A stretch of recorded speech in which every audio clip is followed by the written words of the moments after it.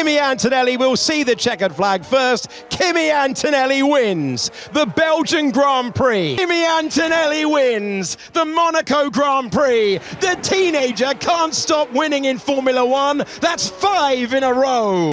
Well, I'm sure we all know about Kimi Antonelli's dominance in the 2026 season so far. He's won almost every race this season, and not just him, the entirety of Mercedes. They lead not only the driver's standings, but the constructor's standings as well by a substantial amount of points. So, I've taken it upon myself to see what the 2026 season would look like if Mercedes were banned from racing. This would mean that they would not take part in any races, so the points would be different, or would we see some same results? So without further ado, this is the 2026 season without Mercedes. So going into Australia qualifying without George Russell or Kimi Antonelli, it was actually going to be Isaac Hadjar who took pole in his first ever qualifying session for Red Bull before unfortunately having to retire due to engine problems early on in the race. This meant that Charles Leclerc would dominate up at the front, only being given a run for his money near the end of this Grand Prix, where Lewis Hamilton tried to hunt him down, but it was not enough, so Charles Leclerc took home the victory. So after the first round, the standings looked a bit like this. Charles Leclerc led up the front by 7 points to Lewis Hamilton, Norris in behind, and Behrman securing a P5 finish at the first round here in Melbourne.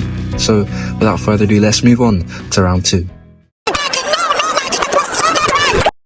Well, of course, China had a sprint race, and it was going to be the two Ferraris who battled a bit up at the front for a while, with Norris in behind them, and it finished a 1-2 for Ferrari, with Charles Leclerc leading them up at the front. In the race, it was going to be a similar story, but this time in the reverse order. Lewis Hamilton would come out on top this time around, leading by his teammate. He created a large gap to win the race here in China. Leclerc over in second, but in the background, Behrman and Gasly had a very good battle towards the end of the race, and it was Behrman that came through to secure his first ever podium in Formula One at the Chinese Grand Prix. So he puts himself up there. In Japan, we had a very good start from Oscar Piastri. More like the Ferrari starts we've seen. He was able to pull away at the beginning of the race there, and then it was all looking perfectly fine until a late safety car came in, bunching all of the pack up together. This only bothered Lewis Hamilton as he was going to be under pressure from Lando Norris in behind, who later got the move done and made the overtake to get up into third place, which is where he finished this race, as there was no changed positions till the end. It was Oscar Piastri who took the victory, Lando Norris in second for a 1-2 finish, in the standings after round 2. Or round 3 I should say, looks like this. Leclerc leading by just 8 points to his teammate Lewis Hamilton, and Ferrari leading the constructors standings as well. Behrman up in P5 but dragging Haas to P3 in the constructors, so he's been carrying Haas at the moment of the season. It's another sprint weekend in Miami, and it was Lando Norris' turn to take the front of the McLaren to the top step in the sprint. There was a lot of battles in the midfield, but Lando Norris took home the victory today in a 1-2 for McLaren, with Piastri in second for the sprint race in Miami. But the race was a very similar story. McLaren dominating out at front. 2 1-2 finishes in a row, a bit similar to Ferrari, 3 1-2 finishes in a row at the start of the season. It looks like McLaren are starting to bite back. It was back-to-back sprint races and no news story. McLaren up at the front of the order once again. Another 1-2 finish. Lando Norris really starting to put the pressure on the Ferraris. In the race though, it was a completely different story, with Piastri making big contact with Albon, taking him out the race, and still managing to come back for a point while Lando Norris DNF'd. But up the front, it was the battle for the win, 2021-esque. Lewis Hamilton and Verstappen going at it lap after lap, corner after corner. It was really a guessing game as to who was going to win this race, but it was looking like Hamilton just had the pace, just that extra bit more in him, and he showed that in the later stages of the Grand Prix.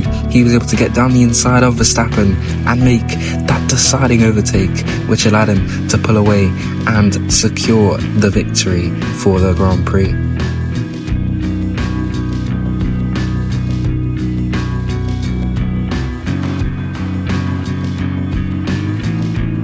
So it was going to be Lewis Hamilton who finished this one in first place. Second place was Verstappen, of course, no Antonelli to win the Canadian Grand Prix this time. And in third place, it was Charles Leclerc.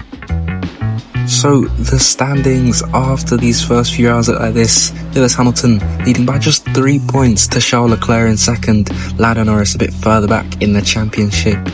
Ferrari still lead the constructors by a very big gap to McLaren in second, and Red Bull starting to pick up some form of escaped a bit from Alpine further back. Further down the grid of the driver standings though, we see loads of point scorers already.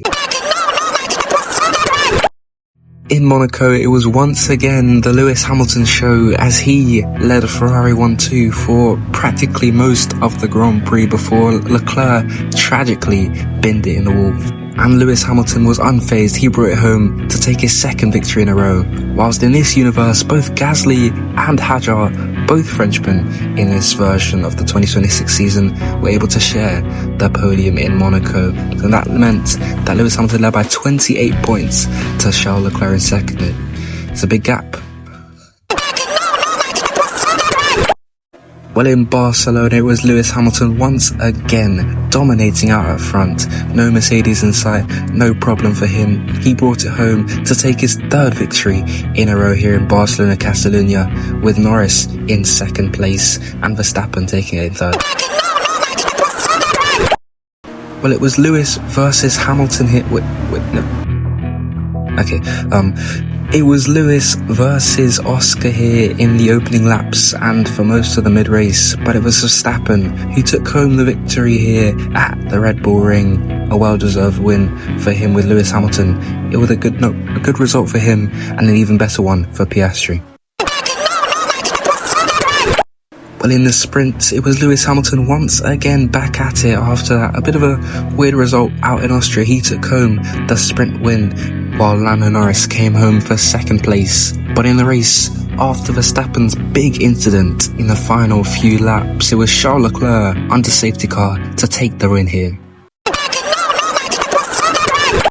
In Belgium, Verstappen led for a bit at the start. Charles Leclerc then took the lead and never looked back. He won the Belgian Grand Prix, no one behind him in sight. Verstappen came home for second, and it was going to be Lewis Hamilton in third place this time. Well, in Hungary, we saw a brilliant move from Verstappen down the inside of Lewis Hamilton at turn 1 at a corner that was very memorable a couple years back. And after a lap 1 overtake from Piastri, Norris was forced to sit behind his fellow Papaya teammate for most of the race until a big incident with the Williams occurred. Norris very complaining on the radio, wanted to get past, but he was going to do that anyways as Oscar was eventually going to get held up by Sainz, meaning that Lando Norris took home the victory in Hungary. So we've caught up to the current race in 2026. Lando Norris taking the most recent victory there. Lewis Hamilton leads, the only driver in the 200-point ballpark there. That is a very impressive feat for him. He leads to his teammate in second, followed by Lando Norris, Max Verstappen and so on. Further back, a checkerboard of Racing Bulls and Alpines. Then Behrman just outside the top 10 there. And at the bottom of the grid there, you can see that the only team to have not scored points is Cadillac.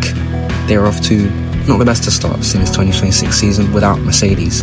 But in the constructors, it is still Ferrari, but this time by over 100 points. So they are really like replicating what Mercedes have done so far in this 2026 season. So of course, we've still got the rest of the season to go.